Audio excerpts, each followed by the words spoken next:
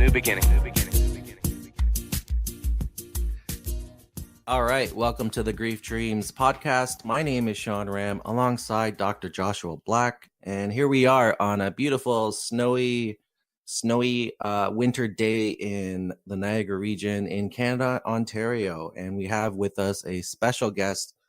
All of our guests are special, and this one is included as well. So her name is Beth Allen, aka Bif Naked.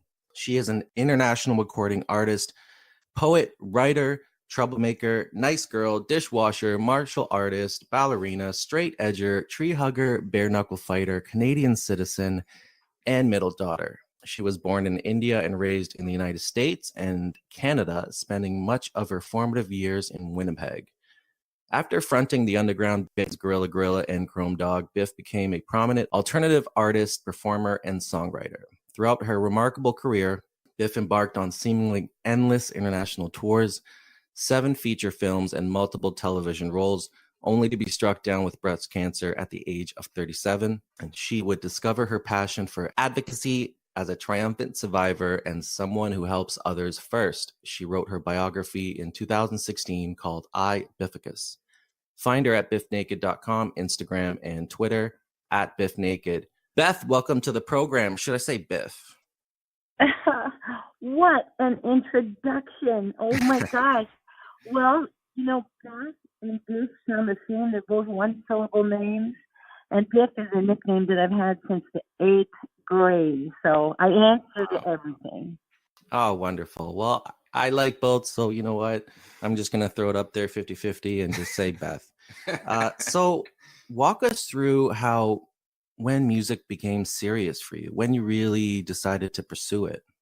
Well, honestly, it was an accident for me. I was a performing arts kid, along with my younger sister and my older sister.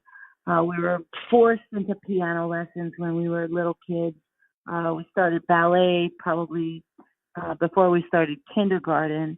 And I really thought I would be a ballerina until high school when I started doing school plays and got into my theater program. I was cast in my school musical by accident in my senior year, and that was the first time I ever discovered I was an alto or knew that I had a very loud voice. And in university, I fell into a band because I was chasing the drummer. Then I went on tour, and I've never returned to my academic studies. I've been on tour for over 30 years.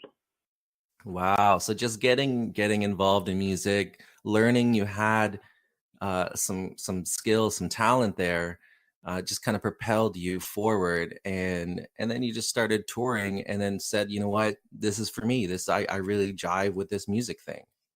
Absolutely. And just from being trying to write poetry my whole life, it became a perfect vehicle for lyric writing. Really, I finally found a place to channel all that cathartic writing, and that coupled with being a performer, it was the perfect job for me. That's so interesting. Yeah, like I had to suffer through academia. It's nice that you got out early. Well, of course, I didn't finish my studies, so I always fantasize that I'll go back to school. But luckily for me, I was kind of handed a honorary doctorate. So I hope that it helps me apply as a second-year student. I think it will. So I'm actually curious, actually, what's on that honorary degree? Like what name is on that? Is it Bif Naked? Yes, ultimately it is Bif Naked, but that's in parentheses. So my legal name is Beth Allen, and of course I get the esteemed privilege of saying Dr. Beth Allen, but I always say it's a pretend doctor in a way. It's also arts and letters, so it's not like I was a proctology student. I always say. But people don't know. Once you say, Dr. Allen, they won't know. And they'll just assume that you are. So it's always interesting to correct people. Yeah. Yes, it is. Absolutely. That's so interesting. I want to actually talk about names for a second because you did mention, Biff. You got it as nickname. So how was it the nickname? So why Biff? Well, there was a fellow in my, I think, the freshman year of high school who had a visiting cousin. I can't make this up. He had a visiting cousin from the UK who pronounced my name Beth with an F, as in Frank. So he would call me Beth, Beth.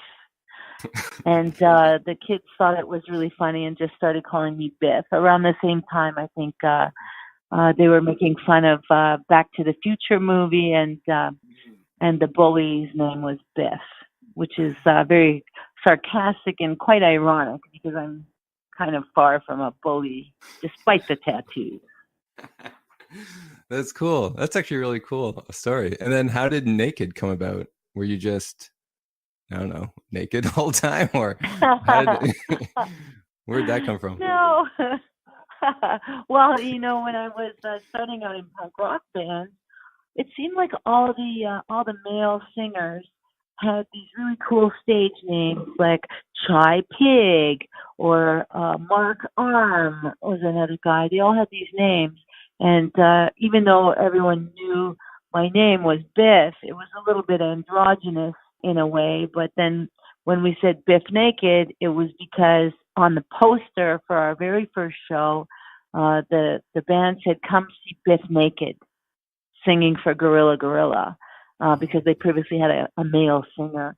So they didn't think they could get anyone to come and see a singer that was a female. So they kind of insinuated that I would be unclothed or disrobing. And it worked. You got to do what you got to do to get the masses out, right? Exactly. It's all about the hustle, as they say. And that's funny. So how long did it take you to actually feel it out, since basically they gave the name? Was it like an automatic thing, like, yes, like this is who I am? Or was it more of a process of you getting used to that name? It was something that I just simply could never shake. It was, it's a weird thing when you have the new barbecue on the block, all the neighbors are going to talk about you. And that's the same thing in the music business. And especially back then, it was, the early 90s. And in Winnipeg, there just weren't a lot of other bands that were our competition. There were not a lot of other female singers. So it just really snowballed. And we moved to Vancouver, and I got into another band that was a thrash band. And after 2 years of that, I was offered a recording contract as a solo artist. Wow, that's interesting. Such an interesting journey. And I always love names, just how they come about, and then when we sort of take them on. Because I know for myself, as a teenager, I always went by Josh, just because Josh was cool, right? The kids were calling me Josh. Right. And then when I grew up and matured, I think it was about 6 years ago, I basically changed it. I'm like, I want to be called Joshua. I want to sort of embrace this new name because it represents something more in strength and courage than I had prior. And then I see, I read Ram Dass and understand that, gurus give people these new names, right? These spiritual names. And so for Ram Dass, it was Richard Alpert was then changed to Ram Dass, and also Jeffrey Cagle was then changed to Krishna Das, which is a kirtan singer you probably know. And so I was actually really curious, is that, when you adopted that new name and people started calling you Bif Naked, was it liberating? Were you able to be something new or feel something new because of that? Well, because I've basically been called Biff since my training bra, in reality. Since I was an adolescent.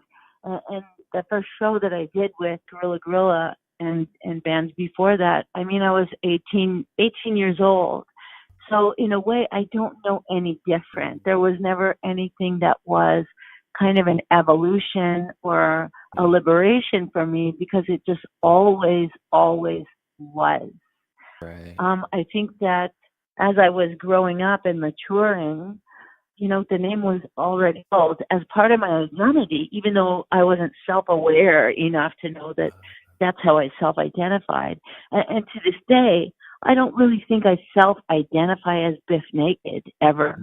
I think that I always feel exactly the same. Like I'm my parents' kid.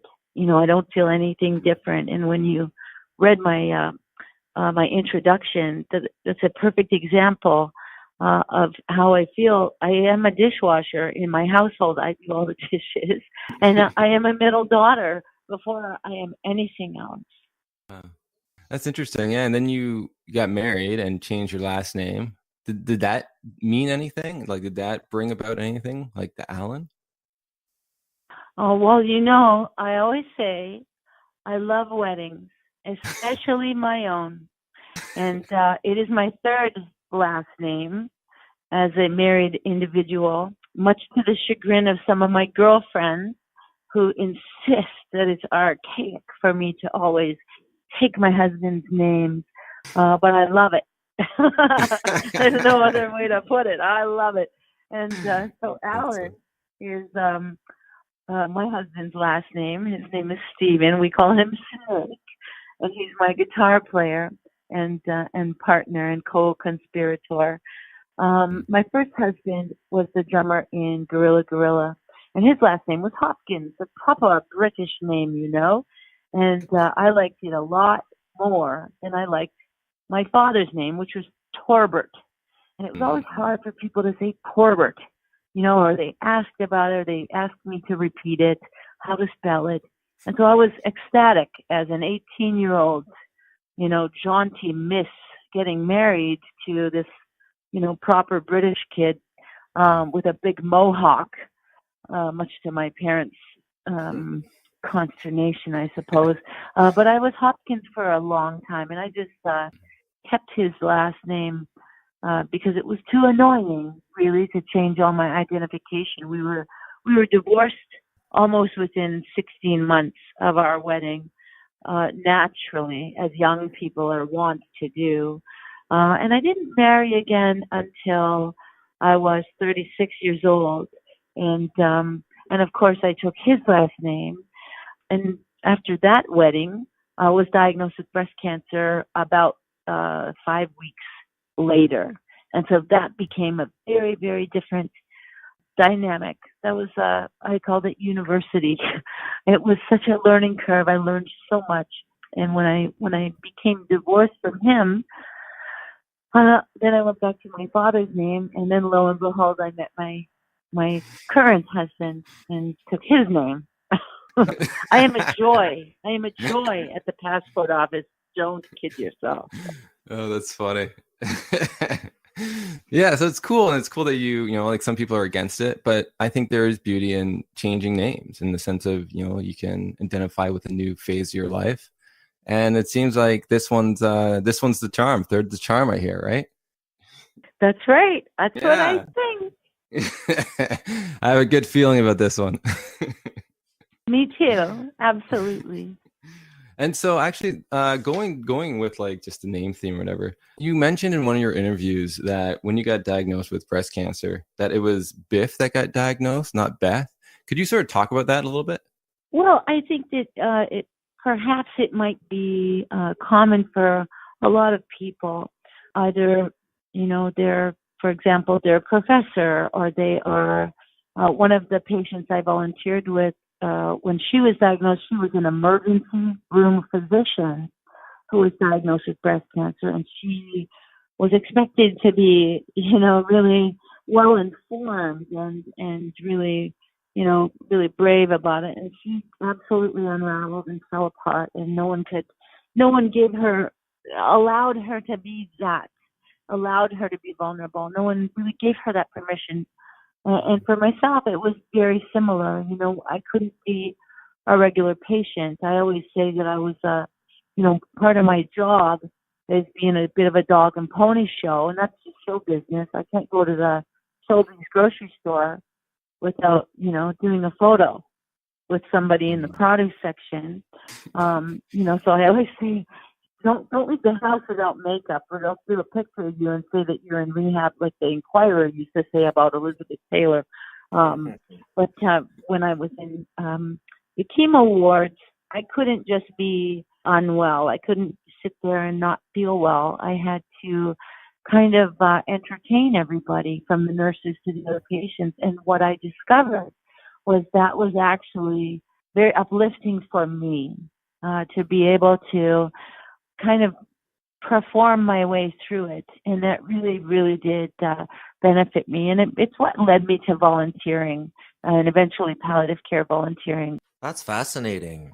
Like you really, it seems like you really leaned in towards the fame instead of, I guess, making, excuse about it, or getting upset or frustrated about it, which can happen very easily. I mean, just thinking about that, going through something as challenging as what you did, like any other person, it would be very daunting, and to have all these emotions attached with it. But like you said, you can't even, you go to the store, people want to take pictures with you, and you have to be made up.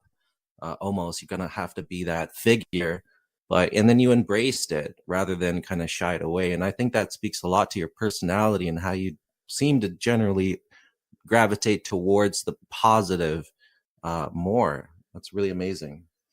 Well, I think that more than anything, I have this sense of humor that's very self-deprecating. And, I always say, find the funny in it. And with chemotherapy, it doesn't seem like there's possibly anything that could be funny about it, but there's a lot of funny in it. And the very first time I was in chemotherapy, basically I decided with some of my girlfriends, because of our sense of humor, I decided that I was gonna, dress like a slut. Because we wanted to go to chemo with like high heels, stilettos, and a bikini top, and take magazines and popcorn and chewing gum and like all our stuff, and because you have to find really a way to get through it, and of course everything changed when I arrived. My shoes didn't fit because of the edema that suddenly came, and it makes you unwell, and you're taking nausea medication and all this stuff. So that changed immediately when I got there. But what I wasn't anticipating was being in a room with 4 other people who were also having their infusions that same time. One of whom was a brain tumor patient who had a 10-month-old baby on her lap. And that woke me up. I mean, it made me realize that no matter how terrible I felt, no matter how, how pitiful I was or pathetic, there was always someone who was in much more precarious, terrible situation than me. And also the gentleman beside me was on his 3rd time through chemotherapy and for colon cancer. And I wound up in a conversation with him where he said he was in his 3rd time, and I asked him right away if he had an ostomy bag. And like the whole room kind of stopped talking, and he started laughing and said, "No one's ever asked me that before." And I said, "Well, like, pull it out. Like, let's see it. Like, I've never seen an ostomy bag. Like, this is the coolest thing I've ever heard of. Like, show me your bag." And he was laughing his head off, and we were hysterically laughing till we cried. Well, he told us, all of us, stories about trying to go on a date with a woman and trying to make out with this woman with his ostomy bag. He's trying to hide it. And, we were laughing. It was insane, the story he told. And then the bag broke. The punchline was the bag broke. And then, we were just crying with laughter, including him. Meanwhile, we're all having our infusions. And then, he mentioned she never called him again. And then we laugh again for, another 7 straight minutes. So that was my introduction into getting chemotherapy. And it was such a warm, funny, joyful experience to be in that room with other people who are in the same situation and have that sense of community and mutuality. And that just informed the rest of my work moving forward. And I just thought, this is amazing, and this is the angle that needs to be spoken about and told. And I was hooked. I couldn't leave the hospital. I was a loiterer. I was practically a stalker. They almost put me on staff or charged me for impersonating a nurse. I loved it so much. I loved being there. I loved all the patients. And lo and behold, of course, I was the first to sign up to volunteer. That's so interesting, because there's a lot of similarities to kind of the world we live in and the work we do with death and loss, because it's almost like it removes a lot of, when you get into the details of it, it removes a lot of the black and white of it. There's a lot of gray in these areas, and it's not always negative or positive, like kind of as when you look at it from above in society. Sometimes it looks like that, cancer bad, this is good, rainbow's good, getting shot in the arm's bad. But in the truth of it is, and I recently experienced the death of my grandmother, but until you're in the world, until you're in it and experience it, it's hard to kind of relate to others who are doing that. And it seemed like, you got there, you got in there, you experienced this challenge of your own yourself, but then you saw a different world when you got in there. Absolutely. And I'm sorry about your grandmother, but like you mentioned, there's a lot of healing and friendship that is formed and forged through mutuality and through shared experience. And I think that for human beings across the planet, whatever the situation is, that shared experience, and particularly lived experience that is shared, really does connect people. And those bonds are, extremely valuable and uplifting for people.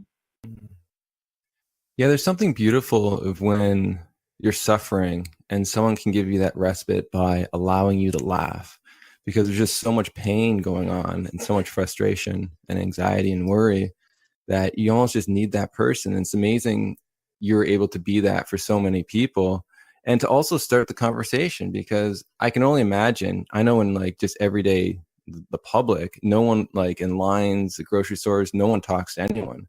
And so for you to sort of, I think, just speak or ask some questions, other people feel it's safe to. And I think, that's probably what makes you a great volunteer, is that, you're willing to be the first one to say something. Well, I thank you for saying that, but I assure you, my husband hates it. He is very shy, and I am what is called an elevator talker. So I'm the person that never shuts up. I cannot not say something. I say something to everybody in the grocery store lineup. I say something to everybody who walks into the elevator. And I blame my parents 100%. I'm a chatty Cathy. It's just how I am built. And on one hand, it makes me, perfect for a life of being a performer.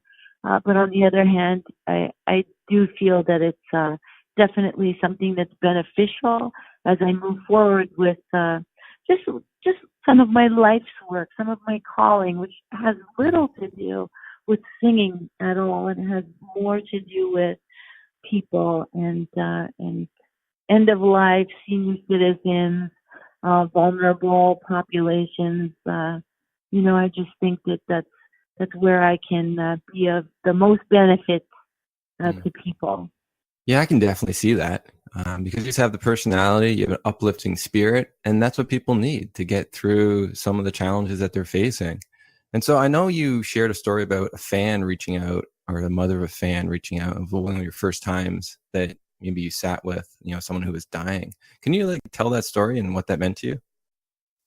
Well, with the internet being how it is, all of us, whether you're whether you are a single parent that works from home, or whether you are a grocery store clerk, or whether you are a singer, you're accessible on the internet. And someone had sent me a letter that I received personally, and their daughter was in, their adult daughter was in hospice care.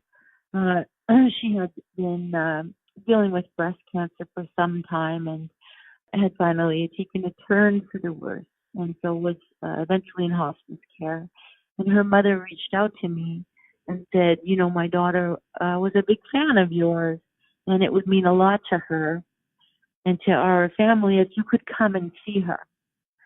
And, you know, I think that a lot of people find a story like that kind of appalling. They just think, oh my goodness, how can anyone, you know, have the audacity to ask that of someone? And I felt very, very touched, obviously, very moved by it. But I felt a real privilege in that. And I felt a responsibility to not say no.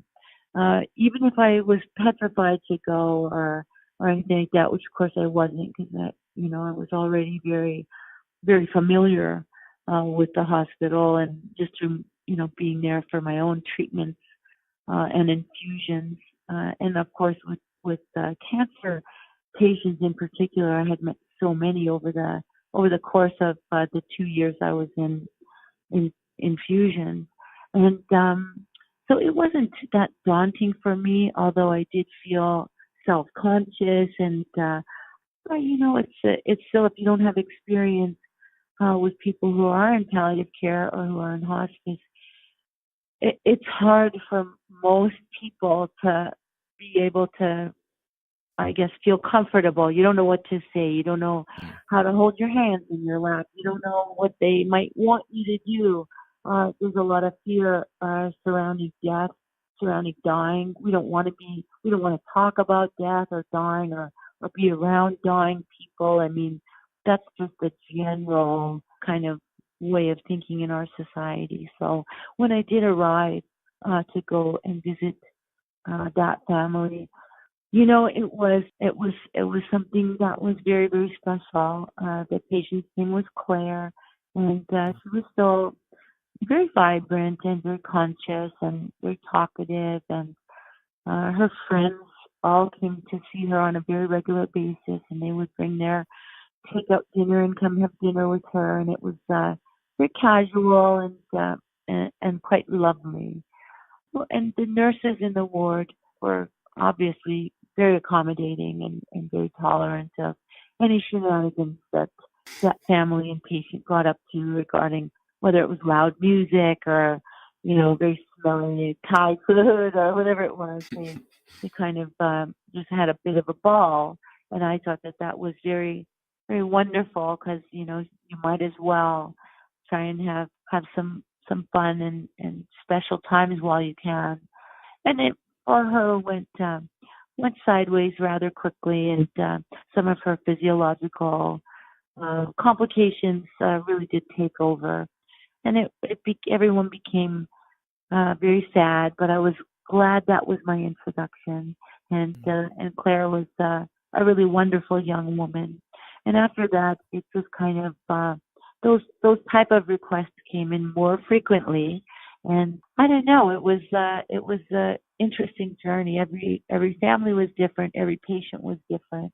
Every family dynamic was different. There was one family who was just, I mean, God bless them, but they were bloody awful. They all wore black all the time that they came to visit their loved one in the hospital, and basically always burst into tears in front of the patient, and the histrionics, and very dramatic, and would fall all over the patient's bed, and wailing, and you know, the patient really just would kind of make eye contact with us volunteers and kind of roll her eyes, and we would try not to all share a laugh, but we would share a laugh when the wailing family left, because it was just like, are you kidding me?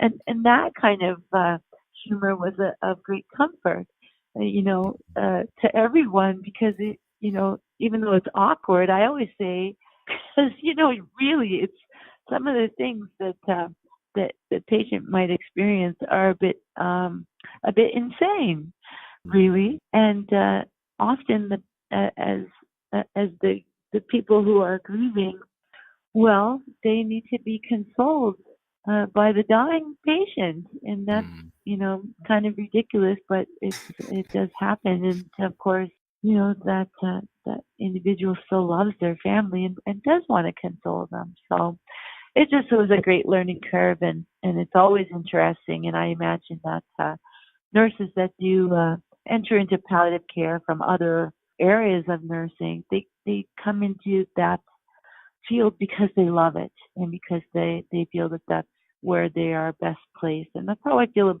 about volunteering too. Mhm. Well, it's amazing. It's amazing you're able to do that and sort of learn some stuff too about like what the dying go through that you don't normally would see or notice.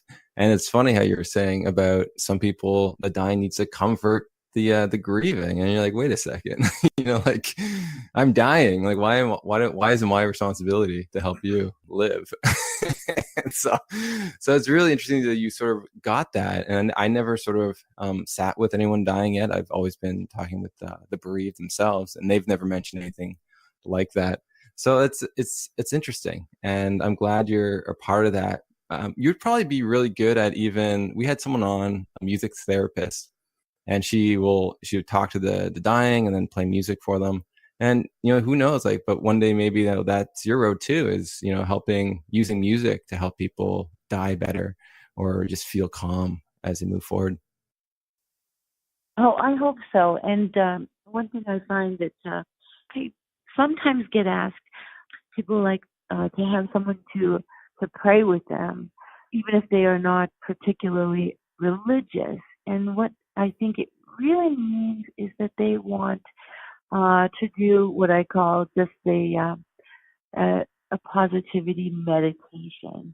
Prayer really is meditation, and it does cross all theological boundaries in a way. It really connects everyone once they're faced with kind of having to reflect. Being forced to reflect on your life is a profound task, and but it's very necessary for people, and I'm sure that must include people who are going through basically the spectrum of grief and that journey, which can be long, very very long, and difficult, and meditating, or also known as prayer, really I think is some of the most healing and amazing techniques that the mind and heart can do together.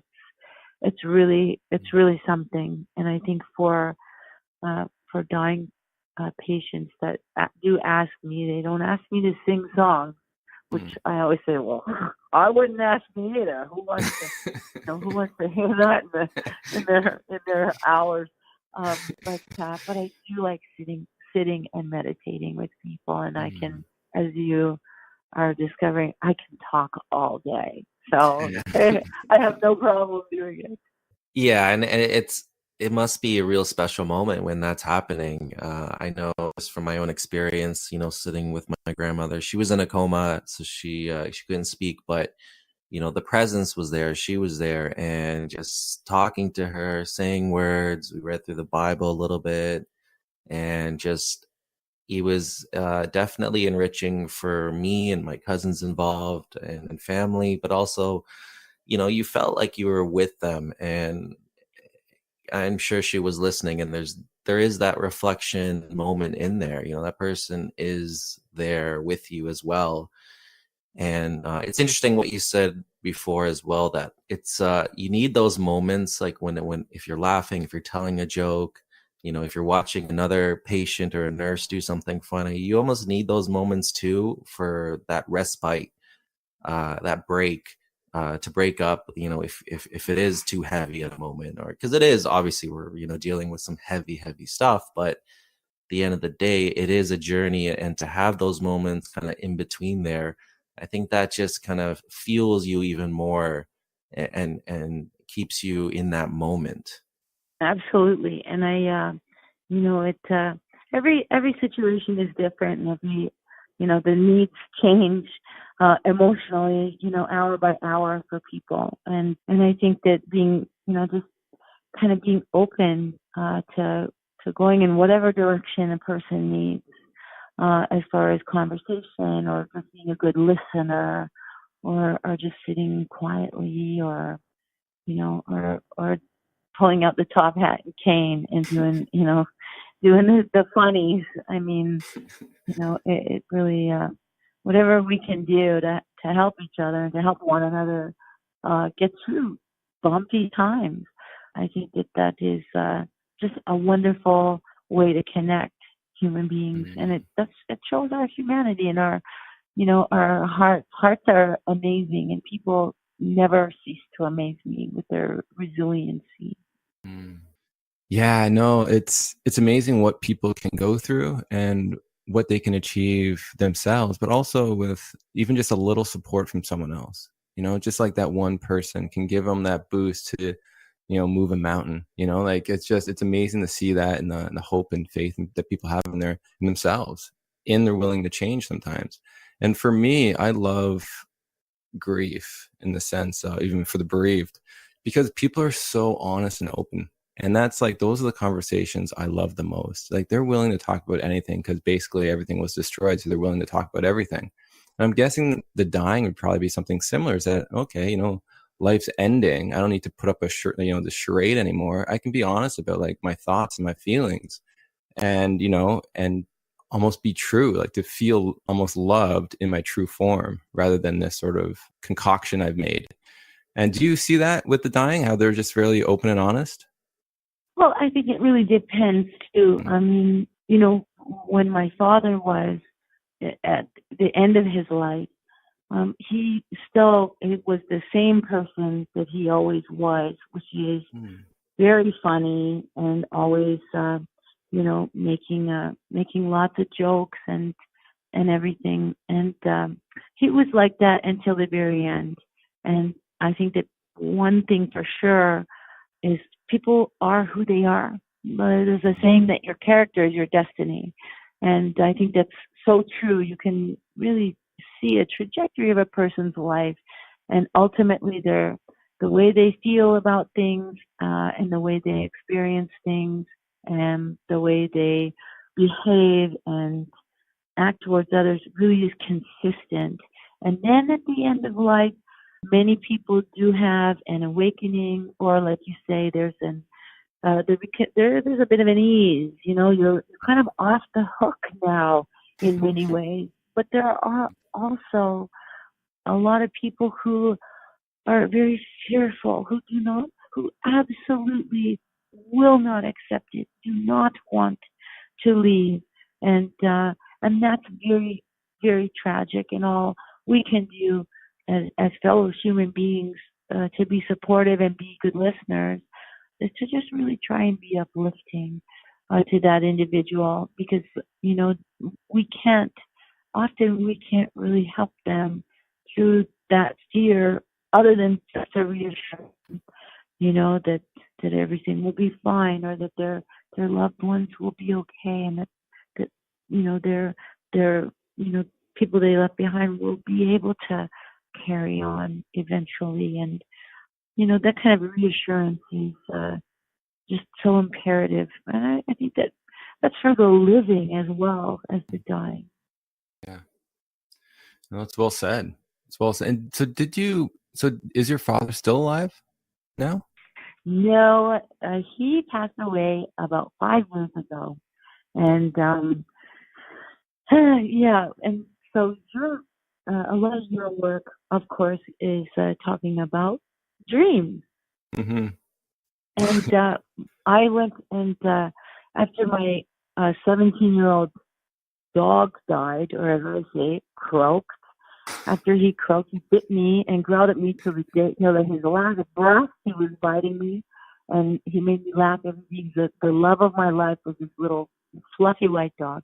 When he finally passed away, suddenly I was able to go and stay with my dad for a month, which I had never been able to do because, of course, I was responsible for not only my career and my tour schedule, but also these little pets that I didn't want to leave at home. So I finally went and stayed with my dad and his wife, who was a nurse. for a month. And that month that I stayed with him, we had a ball. His first choir, he couldn't get out of bed anymore, and he had cancer that had spread and had taken over his body, basically, but not yet his sense of humor and his brain, of course. And his church choir would come once a week and sing to him in his bedroom. I mean, 20 people would crowd in there. Well, we all stood on, I would have to stand on a chair behind them all to be able to see my father into the crowd. And he would laugh and make jokes, and it was such a special time that after I had left and he was in a stage where he didn't want anyone coming to see him anymore.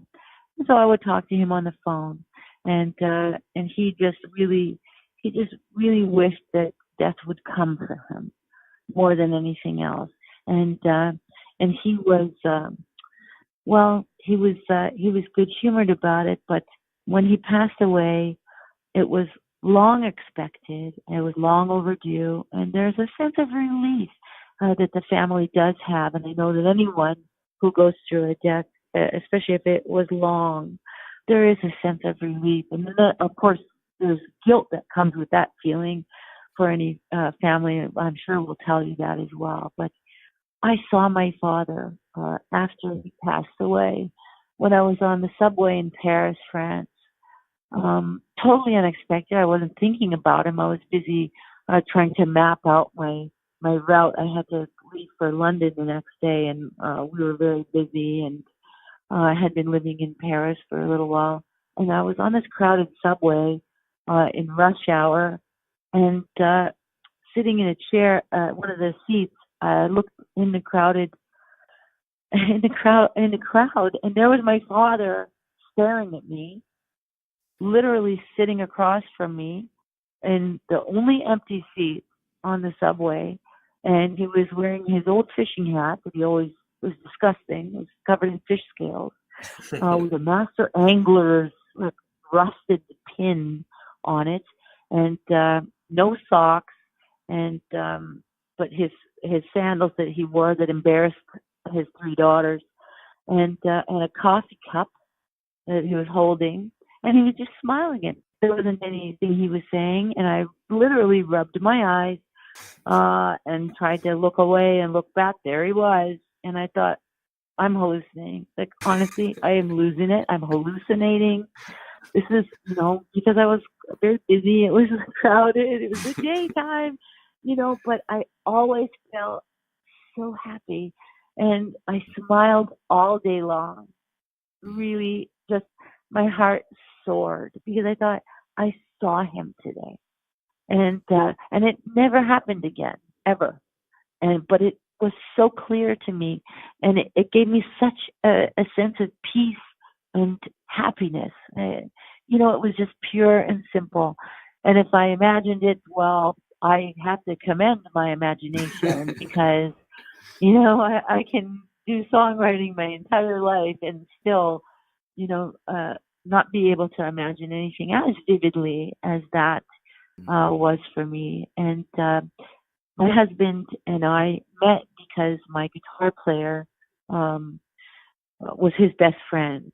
And my guitar player passed away quite suddenly 5 years ago. And my husband, of course, became my guitar player after that. But my husband had dreams about my guitar player, JD. And JD would come and talk to him in the middle of the night and kind of reassure him in a way. Or they would talk about, believe it or not, Kiss, the band, which was a shared interest of theirs. So, I do know that that brought incredible comfort to him. So I really think that it's limitless. What, for example, what can happen in our lifetimes, and the things that we can experience and feel and see. I really think it's limitless, and I think that the more you explore it, of course, in your work, I'm sure that you will hear thousands of stories that are equally interesting and uplifting. Yeah, that's the beauty of the work I get to do. But the sad part is, a lot of people hide these experiences. So as much as they are comforting, they don't really share it with other people because they don't want, like they don't want to get judged, or they want to seem crazy, all those, things. But like at the end of the day, these are experiences that are going on for the majority of the population, and yet we're pretending it's not there. So that's why I was glad to do the academic research to say, hey, look, guys, this is something, and people need academic research to think something is real. So it's Of just course. nice. Right. This is the culture we live in. So it's nice I was able to do that and sort of make a mark on that world to say, hey, this is okay. And so people take it more Yeah. seriously now. And so I was really sad to hear about your father, your guitarist, your dogs. It just seems like, there's a lot of loss for you to go through, and also your husband to go through. But I'm glad, he's had his own experiences to reassure him, and to provide him comfort through that journey. And so for you, have you ever had a dream of anyone who's deceased, or is it just your husband? Oh, just him. I've had dreams about people who I've never met come visit me, but they were they were like not dead.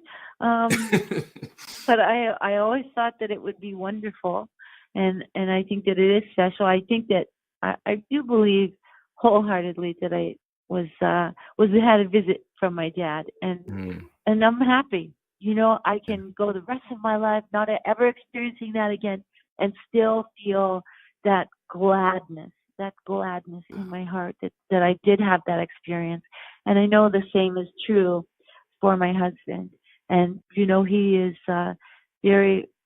JD visited him probably 2 days after he passed away, and I think that's profound. And I think that regardless of whether or not anyone else believes that that experience was real or if it was a figment of his dreaming or anything, I know for sure it affected him profoundly and brought a lot of understanding and hope to him.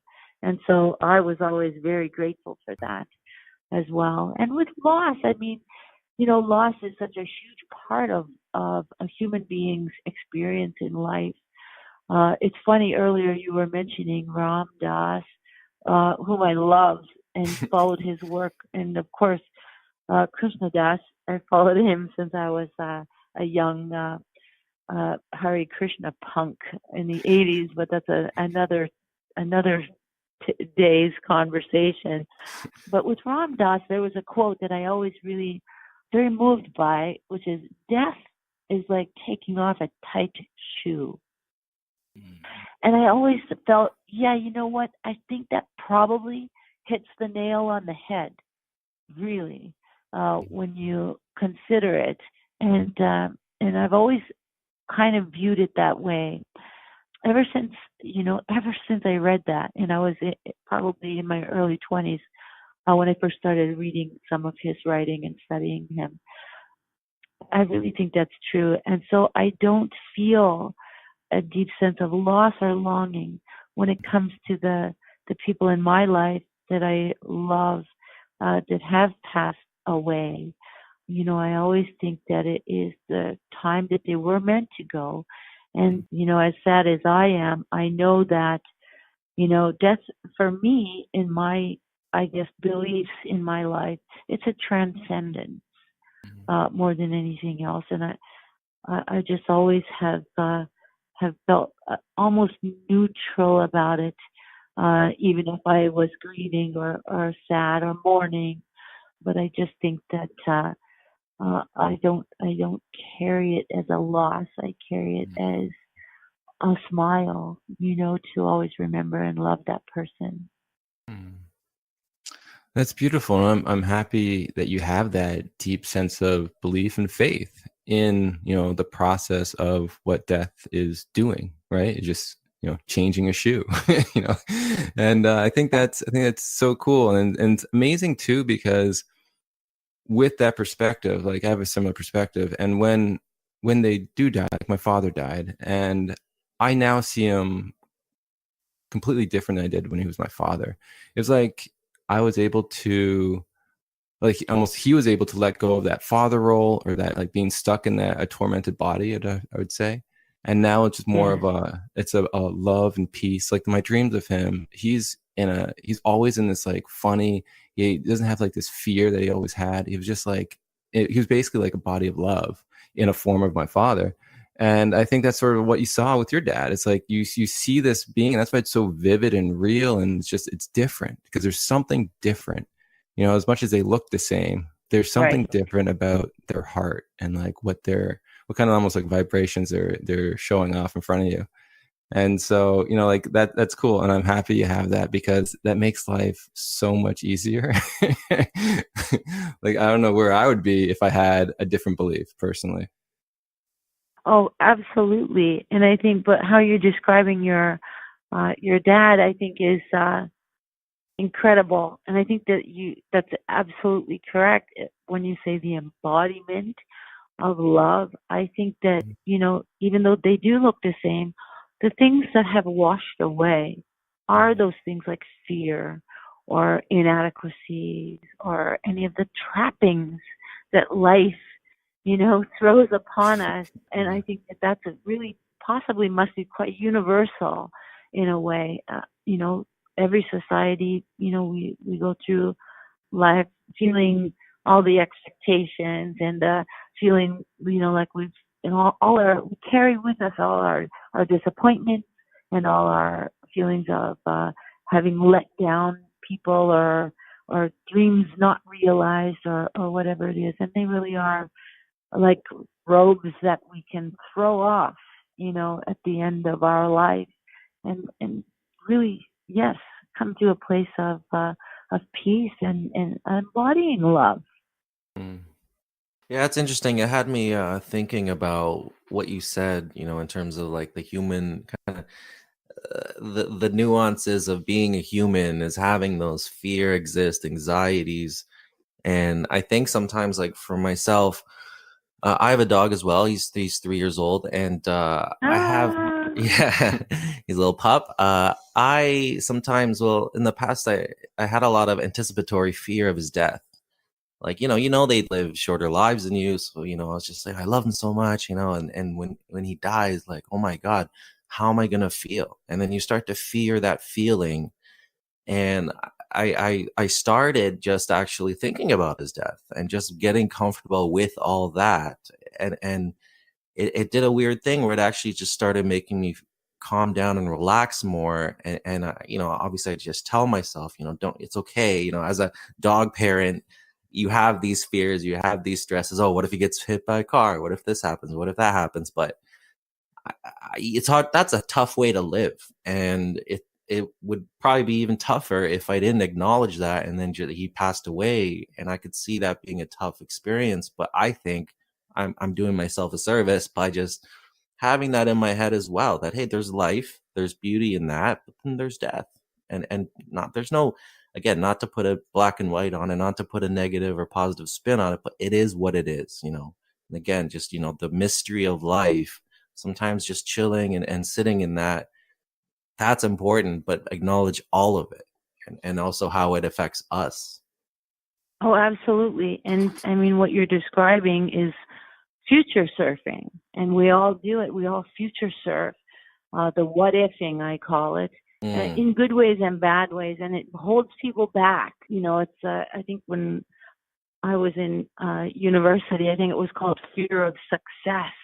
But what it really is future surfing, and people don't do things because just in case the worst happens. mm, And I also learned a lot about the anticipatory anxiety when I had my dogs. I mean, I never had human children, so these little dogs that I had, I mean, I used to tell jokes on stage that I breastfed them. I mean, obviously I couldn't mm. breastfeed my Bichon, but I felt like I did. I carried them like babies, and they slept with me, and I took care of them when they were sick, and all these things that come with that kind of nurturing instinct that we have, and when we love someone so much it hurts. we get tears in our eyes just thinking how much we love them.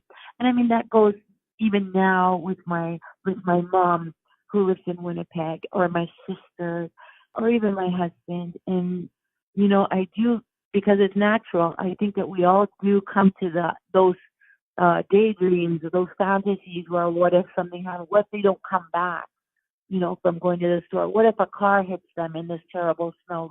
I think it's normal for our brains to go to that place so that we can also resolve it and develop that kind of instinctive coping technique, which is an emotional technique. It's self-protective, to be able to envision the worst and to envision the solution or what we will do or who we're going to call. I mean, we can even fantasize to go through those steps. And again, I'm not a psychologist or a proctologist, as we've established, but I'm not a psychologist, but I will bet that it is absolutely human nature to do that type of future surfing, envisioning the worst and envisioning the resolution so that we can have that coping skill. It's self-protective. And hopefully your pup lives to the most ripe old age possible.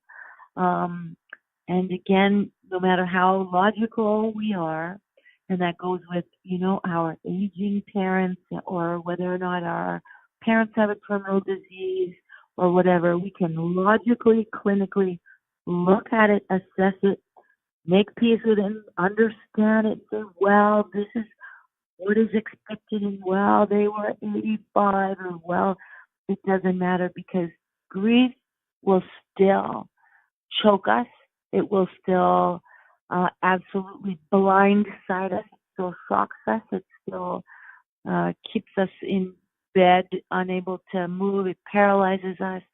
And it's still something that we always have to work on. Yeah, definitely. I totally agree with that. And what has helped me definitely as well is living in the moment, you know, appreciating those times that he is here on this earth with me. You know, every day we get to play, we get to, you know, go for walks, and the whole gamut of having a dog. And so what were your dog's names? My Maltese was Nicholas. He had his own Twitter page that was Nick Naked. Oh, sick. One word. Like, and you can go through the whole feed. And I mean, this is before Instagram. You know, he died before Instagram really took off. So I'm sure he would have had his own Instagram page had he lived.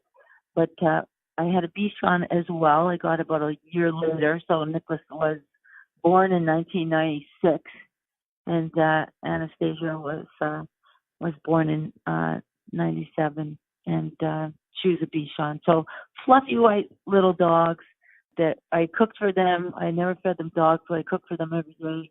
They ate rice and mostly spinach. Anastasia got more red peppers than Nicholas did, because peppers would make him poopy, but she needed them or she'd be constipated. It's just a mother knows. of course. But they were joy. They were absolute joy every day. I know what it's like. I honestly, I had a different perspective before I got my dog. You know, I never had a dog before, and then I got my guy 3 years ago, and it just opened up my world. I was like, wow, these beings are smart. They're amazing. They have personalities. They have emotions. It's just incredible. It's incredible, and no wonder. You know, I think they bring more to your life than you bring to theirs, and I think that it's just it's brought a lot of blessing into my own life. And I definitely honor the memory of your two beautiful dogs, Nicholas and Anastasia, wherever they are. Yeah. Yeah, thank you. Yeah, they were. I still laugh my head off. Maybe like anyone who goes through a loss after Nicholas died, even though it was expected and long. His death was very long. I would become very angry if I saw anyone reprimanding their dog. You know, for the first year after my dog died, I would become very upset if I was in my car and could see someone on the sidewalk pulling their uncooperative dog. It would be all I could do not to roll my window down and yell out expletives out the window, "You're abusing your dog." I mean, I was very sensitive afterwards, and really, it took a long time for that to go away. And I think that's a real testament to, like you say, living every day in gratitude for the days that you do have with your family, your loved one, your parent, your child, your pet. Just really being grateful for every day that we do have, which is a gift. Wow, I love it. I'm loving this episode. Too bad we don't have like 3 hours. I'm happy to talk again.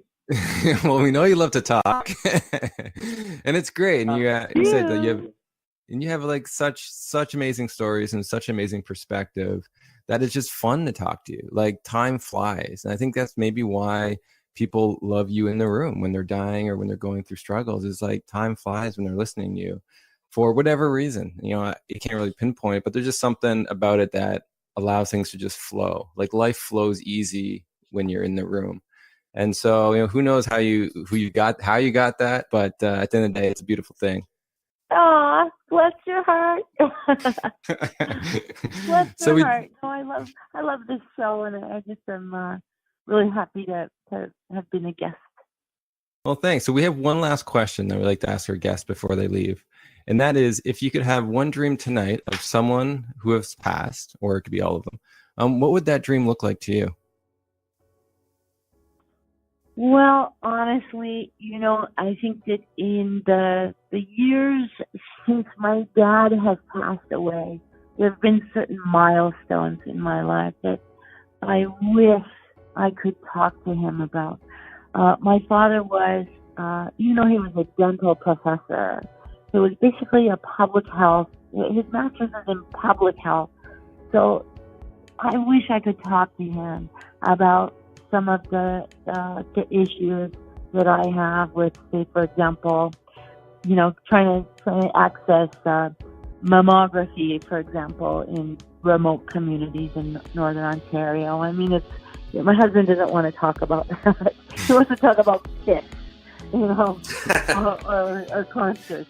And I do wish that I could have conversations with my father that I could only have with him. So I think that if I could dream anything, it would be to be able to sit and talk with him about some of the things that I just want to have discussions about. He was a great conversationalist, and he was a very thoughtful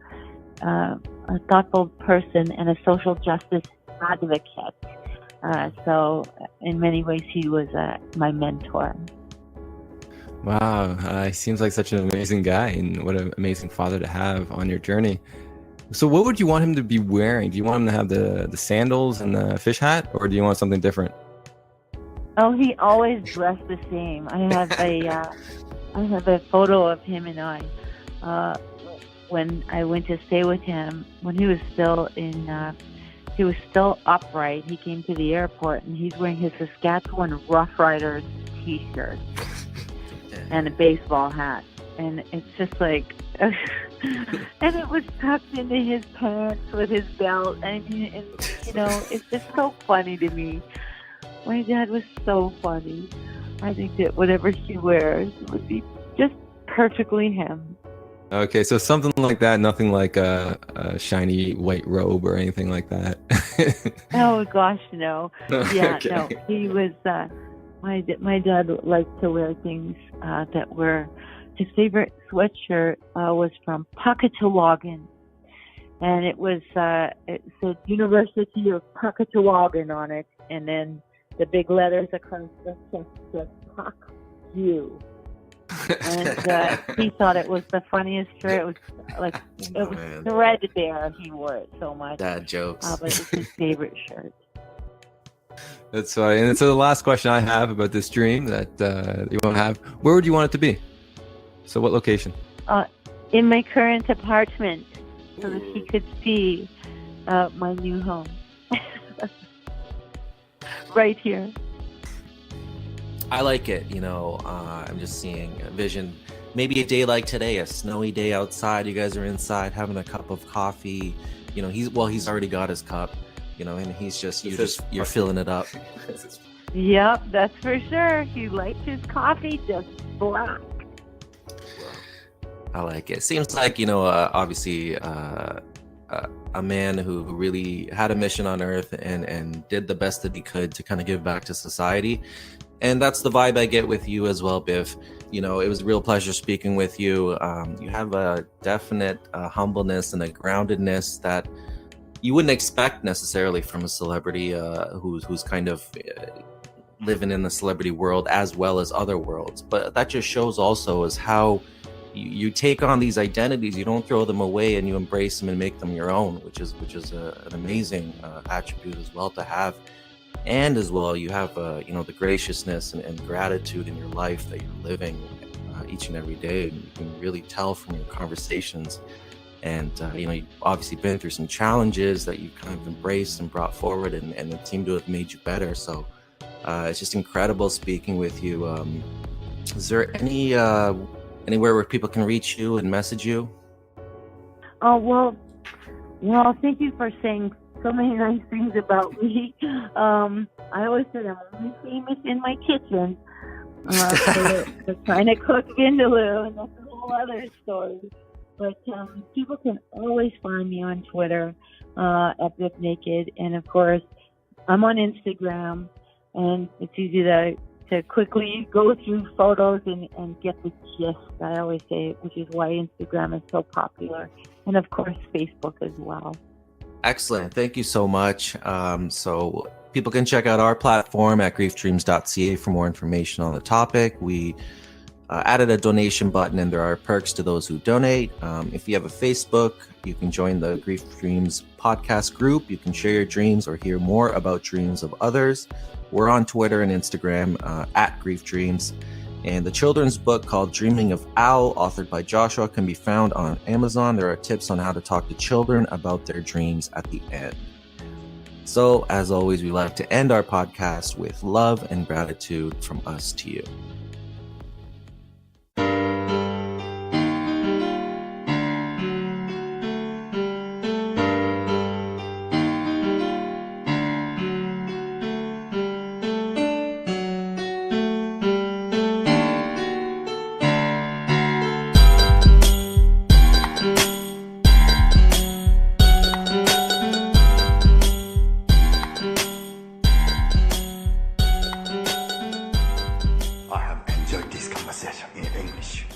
I have questions. I have introduced myself. You have introduced yourself. This is a very good conversation.